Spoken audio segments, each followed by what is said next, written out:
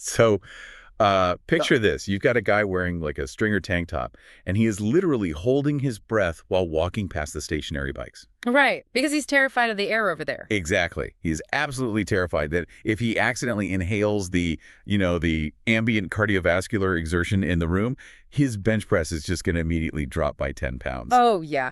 It is arguably the most pervasive cultural phenomenon in the whole strength training world. The sheer terror of aerobic adaptation. It's hilarious. And honestly, people use it as like the ultimate get out of jail free card. Like, oh, I'd love to go for a moderately paced hike with you this weekend, but, well, my gains. Right. I simply cannot risk the catabolic state. Yes. It acts as this perfect, highly scientific sounding shield to avoid ever having to actually, breathe heavily. But today, our mission for this deep dive is to completely dismantle that fog of gym floor mythology. Which is definitely needed. For sure.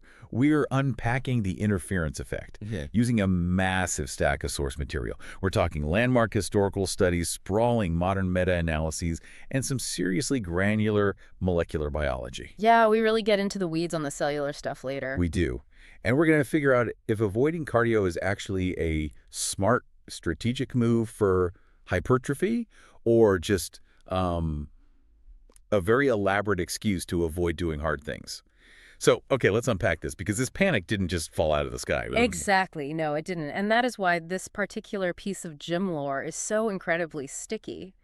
There is, believe it or not, a very real biological kernel of truth buried right at the center of the meme. Right. To understand why people are so terrified of the treadmill, we basically have to look at what we might call patient zero of the whole cardio kills gains epidemic. We have to go back to 1980.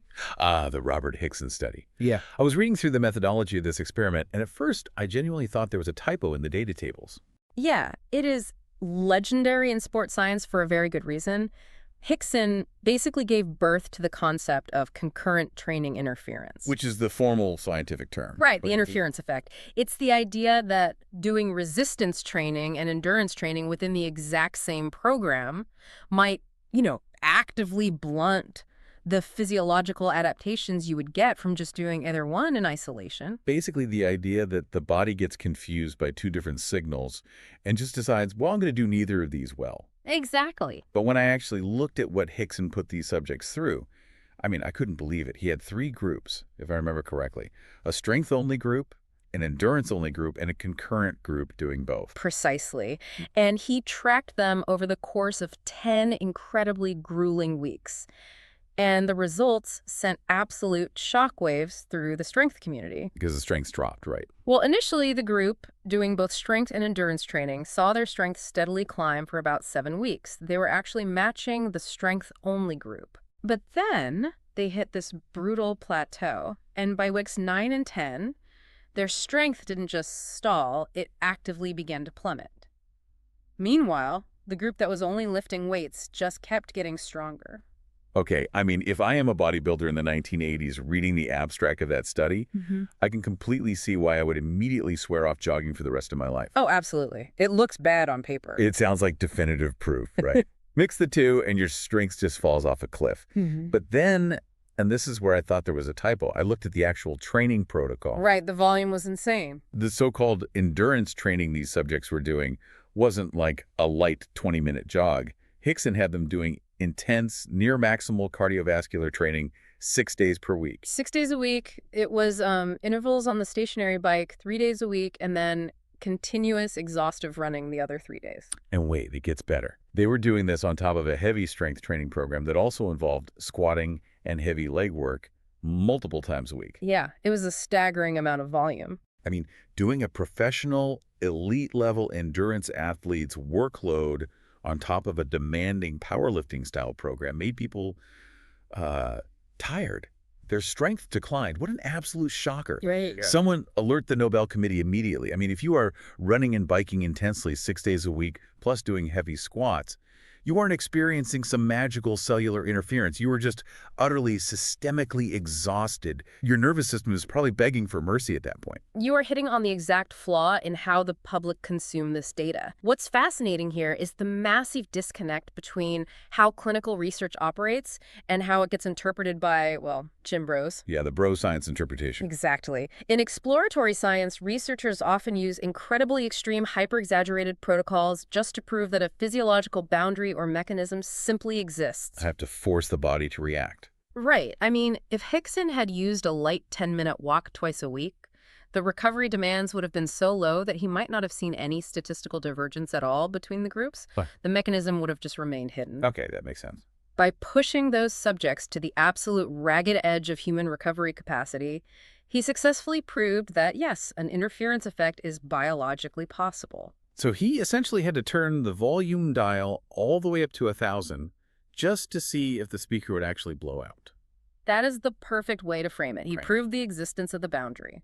But here is the major problem. Fitness culture got hold of the conclusion of that study, stripped away literally all the context of the methodology, and hijacked it. As they always do. They took an extreme edge case physiological response, which was the inevitable result of brutal, 6-day-a-week, exhaustive concurrent training, and they applied that exact same fear to, like, a 20-minute jog on a Tuesday. Right. It is the equivalent of reading a study that says drinking 5 gallons of water in 20 minutes can cause fatal hyponatremia, and deciding that you should just actively avoid making eye contact with water fountains for the rest of your life. That's a great comparison. It's taking the extreme and just copy-pasting it right onto the mundane.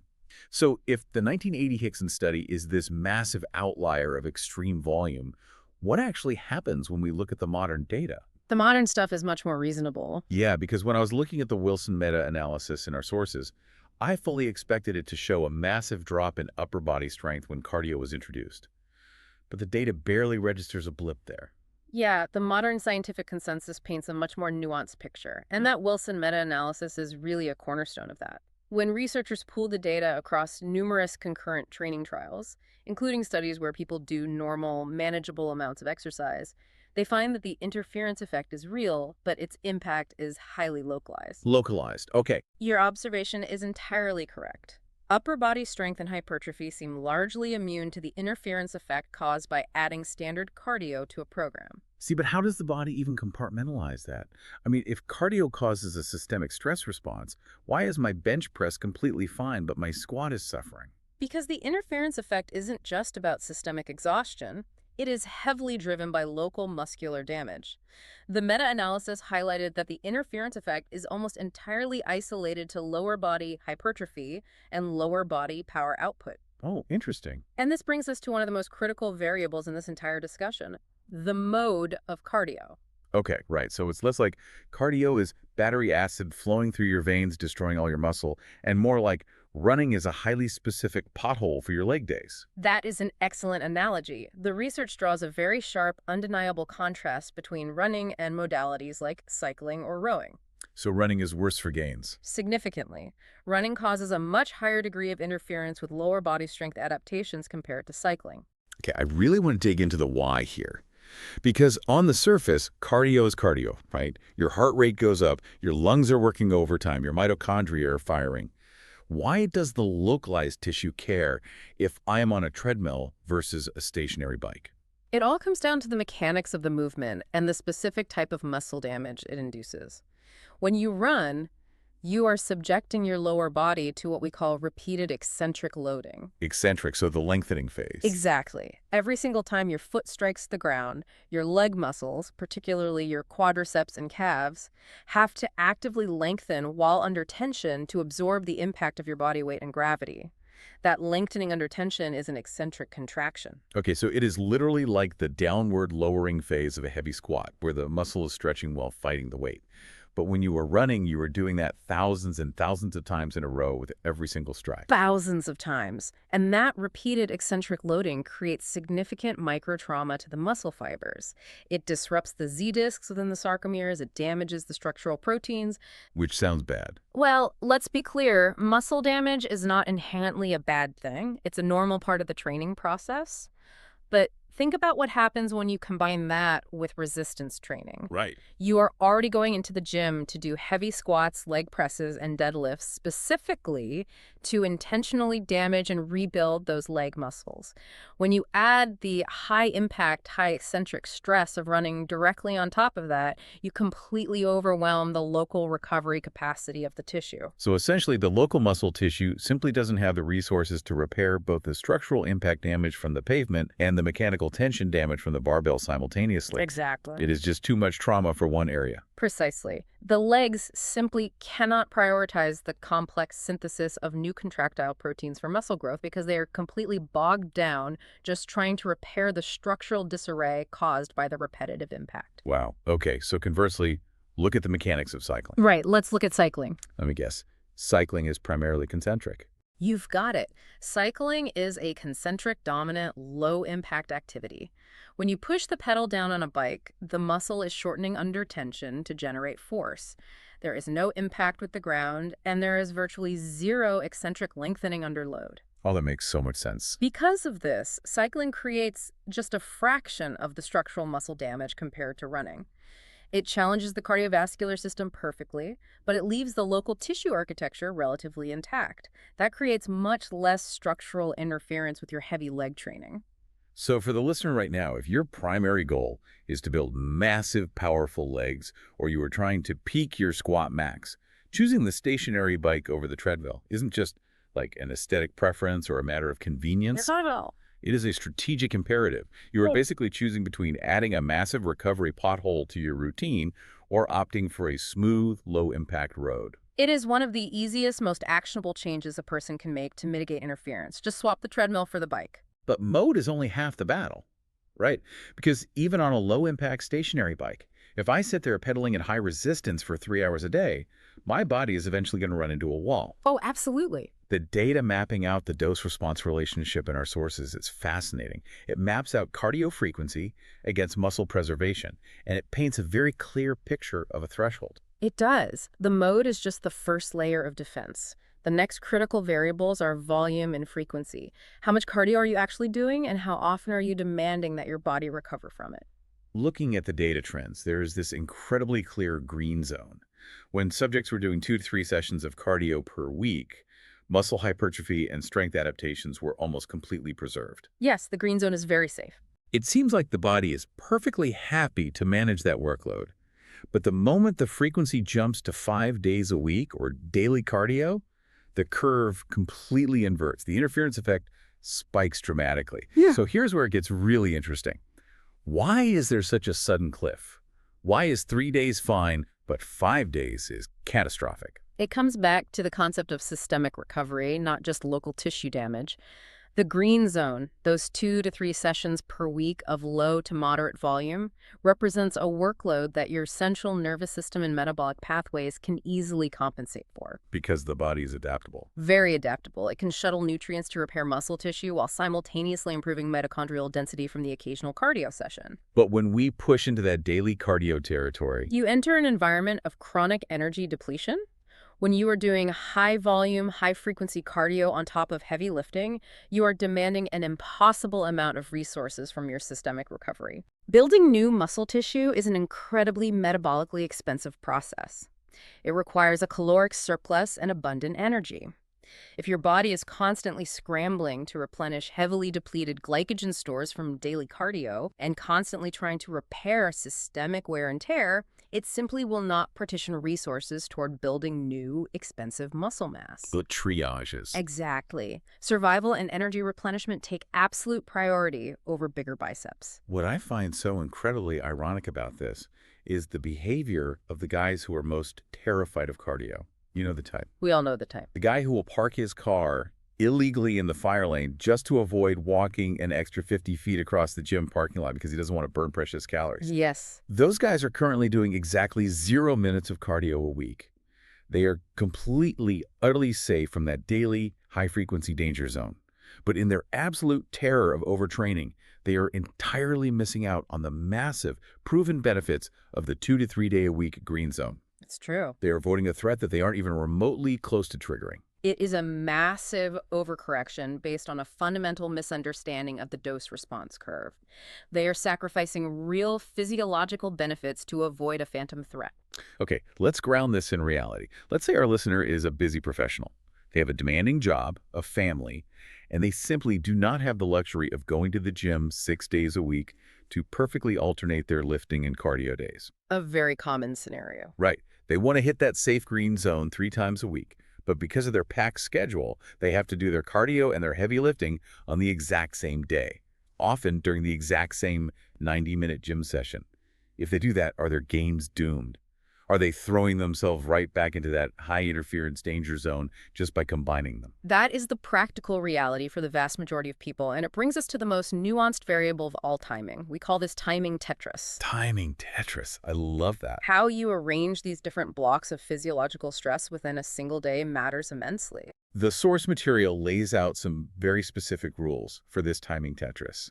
And it starts with the scenario that causes what they describe as an aggressive pulse of physiological strain. It's a great term for it. It is essentially the absolute worst-case scenario for muscle growth, which is doing intense cardio immediately before you try to lift heavy weights. If you want to blunt your strength adaptations, running 5 miles and then immediately walking over to the squat rack is the absolute most efficient way to do it. Just torpedo your own workout. Pretty much.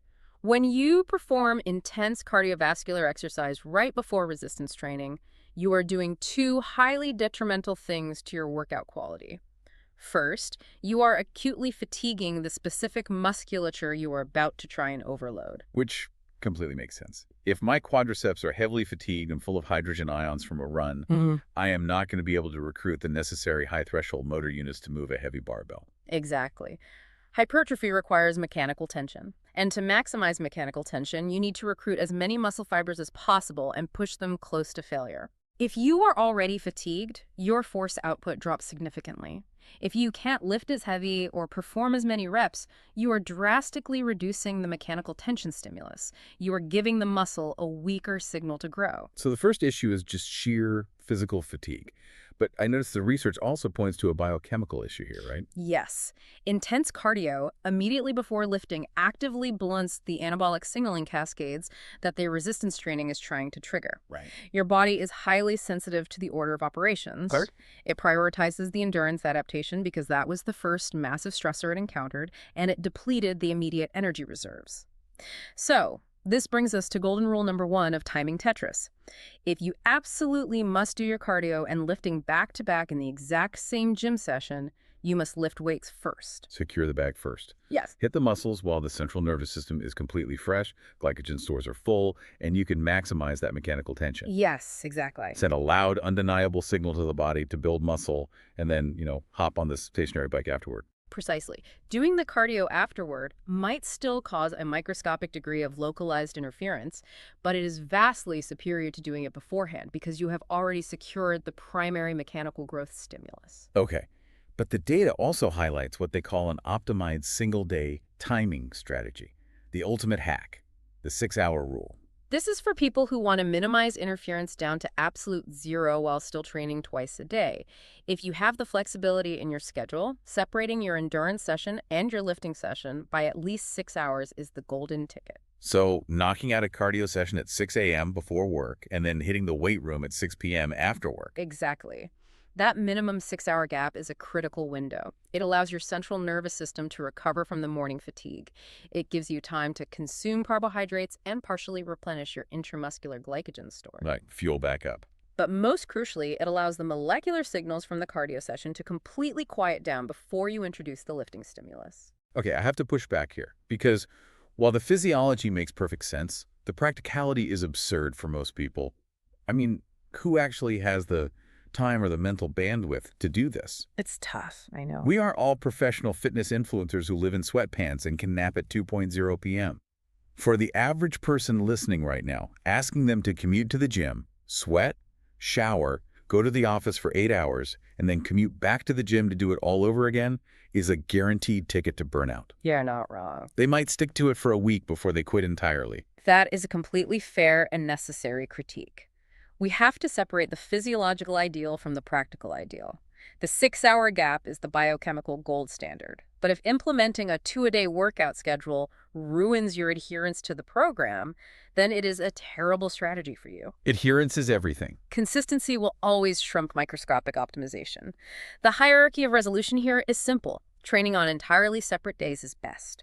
If you can't do that and you want zero interference, separate them by 6 hours. Right. But if you cannot do that and you must double up in a single 90-minute session, just revert to golden rule number 1. Lift first, do your cardio immediately after, and go home. The real-world interference will be negligible and you will actually maintain the habit. That is a massive relief. Don't let perfect be the enemy of good. Just lift first. Mm-hmm. But I want to go back to that 6-hour gap for a second because my curiosity is piqued. Sure. You mentioned that the molecular signals need time to quiet down. When I was reviewing the source material, I noticed a really deep dive into the specific biochemistry happening during those 6 hours. Oh, this is the really fun stuff. It described this intense molecular turf war between two very specific enzymatic pathways. Walk us through this biochemistry. Who are these two major players, and why are they fighting for control over the muscle cell? This is where we get to the absolute bedrock of the interference effect. It is a phenomenal look at cellular biology. We are looking at the direct conflict between two master regulatory enzymes, mTOR and AMPK. Let's introduce the combatants. First, we have mTOR, which stands for the mammalian target of rapamycin. The holy grail of bodybuilding. Exactly. You can think of mTOR as the master switch for muscle protein synthesis. When you lift heavy weights, the mechanical tension on the muscle fibers combined with the presence of amino acids from your diet flips this mTOR switch to the on position. Okay. When mTOR is activated, it signals the body's internal machinery to start aggressively building new contractile proteins. It is the foreman of the muscle building process. Okay, so mTOR is the foreman of the construction crew. We like mTOR. We want him working around the clock. Who is the opposing force? The opposing force is AMPK, which stands for AMP-activated protein kinase. AMPK is fundamentally the body's primary energy sensor. Energy sensor. Got it. When you perform steady-state endurance training, running, swimming, cycling, you are rapidly burning through your cell's immediate energy stores, specifically ATP. Adenosine triphosphate, the cellular currency of energy. Precisely. As you burn ATP, it breaks down into AMP. When the ratio of AMP to ATP in the cell rises, AMPK gets activated. Its primary job is to sound the alarm that cellular energy levels are dropping critically low. Like a low battery warning. Exactly. When AMPK turns on, it immediately shifts the cell into a state of energy conservation and fat oxidation to keep you moving and keep you alive. Okay, so AMPK is the energy conservation manager. That sounds entirely reasonable. We need energy to keep running. Why does this create a turf war with mTOR? Because of the core biochemical reality of the interference effect, AMPK activation directly suppresses mTOR. Wait, it doesn't just compete with it actively shuts it down. Yes, it is a direct hardwired biochemical conflict. And if you think about it from an evolutionary standpoint, it makes perfect sense. Synthesizing new muscle tissue is an incredibly metabolically expensive luxury. It costs a lot of calories. A tremendous amount of energy. If you are running for miles, perhaps historically to escape a predator or to track down a food source, your body's priority is immediate survival, energy efficiency, and keeping the legs moving. It is not worried about building bigger biceps for the beach. Makes sense. So when AMPK senses an energy crisis and turns on, it actively inhibits the mTOR pathway. It essentially tells the body, stop building new, expensive tissue immediately.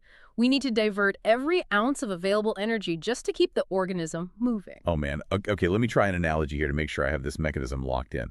It is like you were trying to build an expensive, luxurious new extension on your house.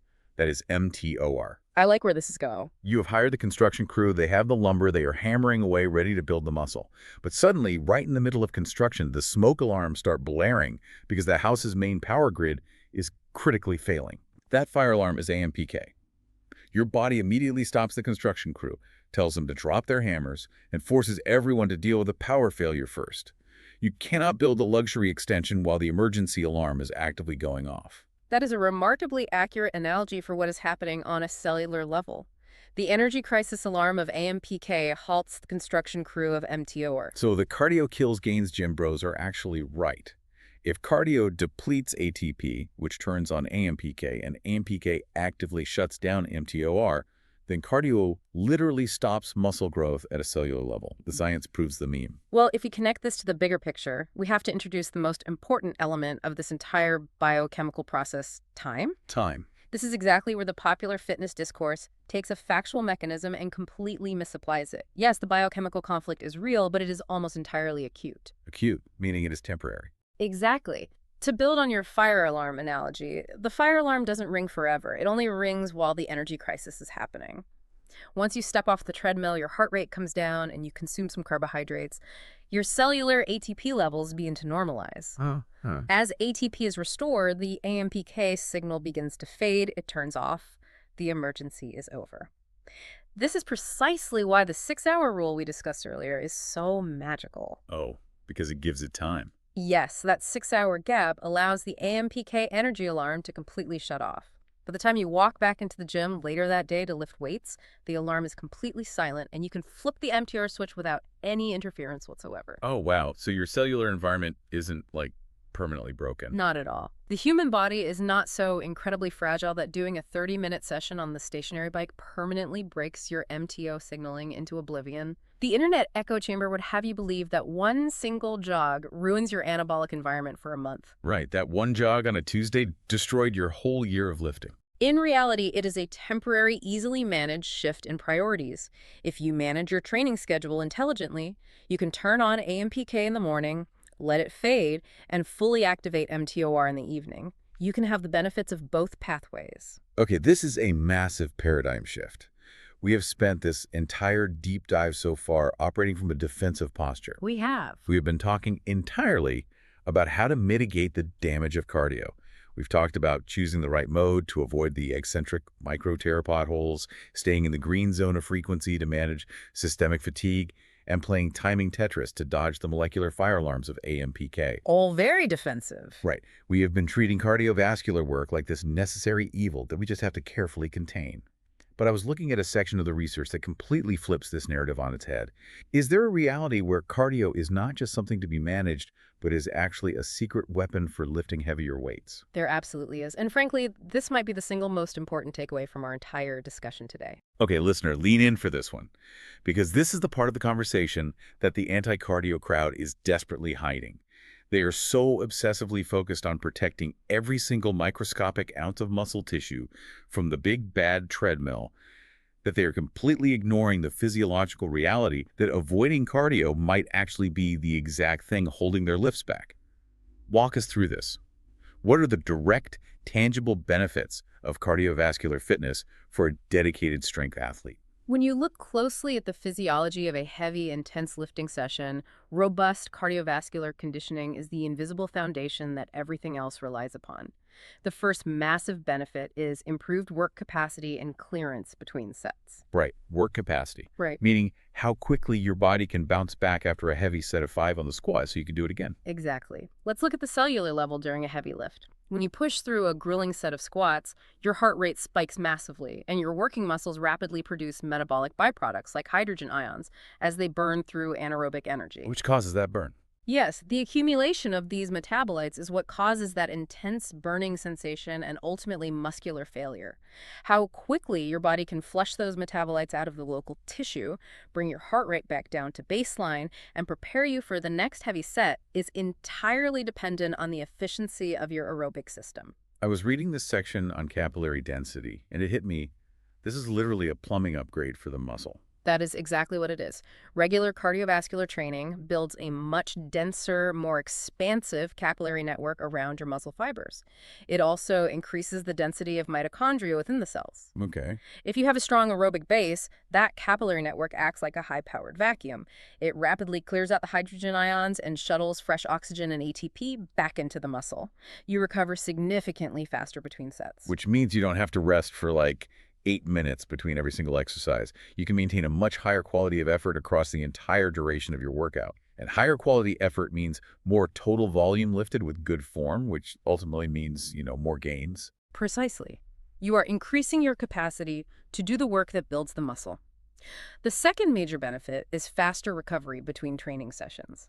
That same expansive capillary network that clears metabolites during a workout also facilitates far better nutrient delivery to the damaged muscle tissue in the days following the workout. Oh, because there's more blood flow. Better blood flow means amino acids and glycogen get delivered more efficiently, and the waste products of muscle breakdown are removed faster. You recover faster from Monday's brutal leg day, which means you are actually fresh and ready to train hard again on Thursday. Oh, I love this reframe. So cardio isn't the enemy of recovery. It is actually the ultimate recovery tool. It is the engine that drives your recovery. And the third major benefit is that it dramatically improves your overall systemic tolerance for high-volume training.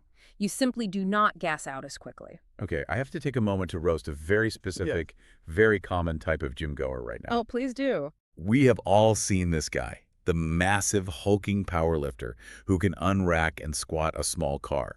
He looks like a comic book superhero. But then he has to walk up a single flight of stairs in the locker room to the main gym floor.